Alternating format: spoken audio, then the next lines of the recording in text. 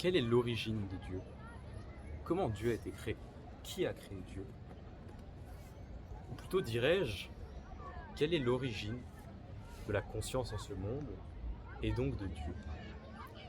C'est peut-être une vidéo qui va faire débat et certains ne seront pas d'accord, et ça c'est ok.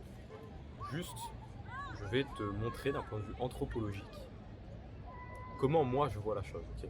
C'est pas comment moi je vois la chose en général, hein, en réalité. C'est comment ça s'est passé et comment moi je l'ai interprété. Je vais te donner mon interprétation. Nous étions, et d'ailleurs mon interprétation, ça peut être une métaphore de la Bible, si vous voulez, enfin de la Genèse, ok?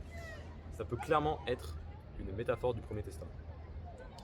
Donc l'homme, dans son état qui ressemblait à un singe, en sachant que l'homme ne descend pas du singe, hein. L'homme est une espèce à part qui ressemble à un singe. Et donc on était dans cette forêt luxuriante, on était frugivore, on montait aux arbres, arboricole je crois, un truc du genre, ça se dit.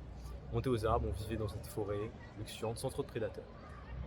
Les contraintes environnementales nous ont poussés à changer d'environnement, à aller plus vers une savane, vers la savane. Là, dans la savane, c'était plus compliqué de trouver de la nourriture. S'il y avait plus de prédateurs, pour la première fois, on était contraint des prédateurs. On a choisi notre matière de manger, on a mangé un peu plus de produits animaux, en chapardant les proies qui étaient chassées par les plus gros prédateurs. Mais surtout, avec le temps, on a commencé à se mettre debout. Je viens de me rendre compte que je regardais pas bien la caméra. On s'est mis debout. Okay, la bipédie est arrivée par mimétisme. On s'est mis debout, ensuite les autres humains ont copié les autres humains, et avec les générations, notre structure s'est habituée à la bipédie. Un truc de fou qui s'est passé avec la bipédie, c'est que nos membres supérieurs, donc nos bras, nos mains, ont pu être libérés. Et ce qui s'est passé, c'est qu'en libérant ça, d'une, on est devenu plus fort parce qu'on pouvait lancer, on pouvait montrer du doigt, on pouvait faire peur à d'autres espèces pour chasser, etc. Donc on est d'une devenu beaucoup plus fort, mais surtout on a eu la capacité de pointer du doigt quelque chose. Ce qu'aucune espèce a, sauf l'éléphant, j'en parlerai plus tard. On a eu la capacité de pointer du doigt quelque chose. Et cette capacité-là, ça a été l'origine de l'émergence du passé, présent, futur, de la temporalité. Puisqu'on a eu la capacité de pointer d'où l'on vient, où est-ce que l'on va, et quelque chose dans le présent. Okay. Par exemple, ce caillou, je peux pointer ce caillou. Et c'est en libérant, en devenant bipède, que la notion de temps est apparue chez l'humain. Okay. Puisque on a la capacité de montrer à quelqu'un d'autre quelque chose, on a la capacité de voir ce que l'on montre. Donc de ça est apparu des sons. Avec le temps, quand je fais ça, il y a un verbe qui est associé à ça. Et c'est là que le verbe commence.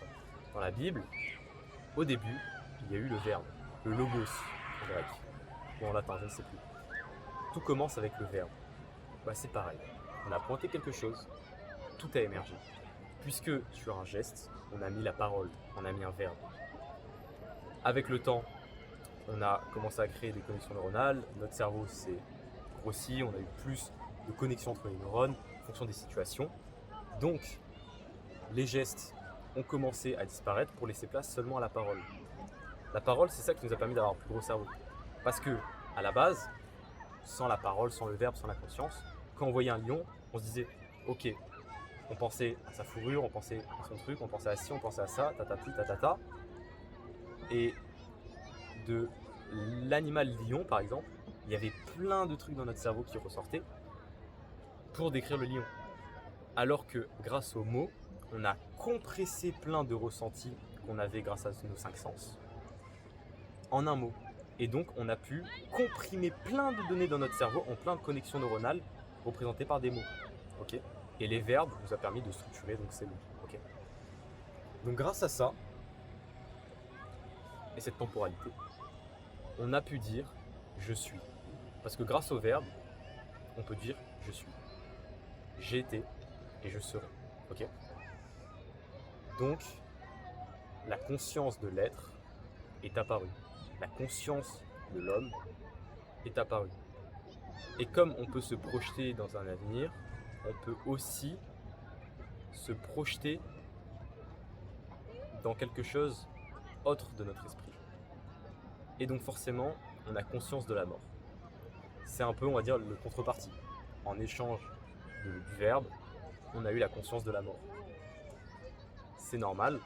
Et donc, durant l'histoire, on a trouvé toutes les possibilités pour trouver des calmants, parce que le néant, la mort, nous a toujours fait peur. Et donc, on a trouvé toutes les possibilités inimaginables afin de calmer cette peur de la mort. Et on en a trouvé une qui est Dieu, tout simplement. Comme on a eu peur de la mort, parce qu'on avait conscience d'être, on a tout simplement inventé au début l'esprit de nos ancêtres, ensuite les dieux, pour enfin arriver plus récemment à Dieu. Donc plus les dieux, mais Dieu, les religions monothéistes qu'on voit aujourd'hui.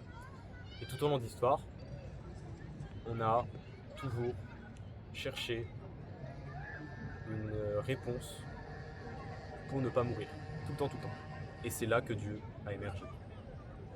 Je sais pas si j'ai été clair, car c'était un peu une notion assez compliquée. Je crois que je voulais dire d'autres trucs, mais j'ai zappé. Donc je vais finir sur ça. Donc voilà, pour moi, Dieu a été inventé par l'homme. Je pense que Dieu a inventé l'homme, mais l'homme a inventé Dieu.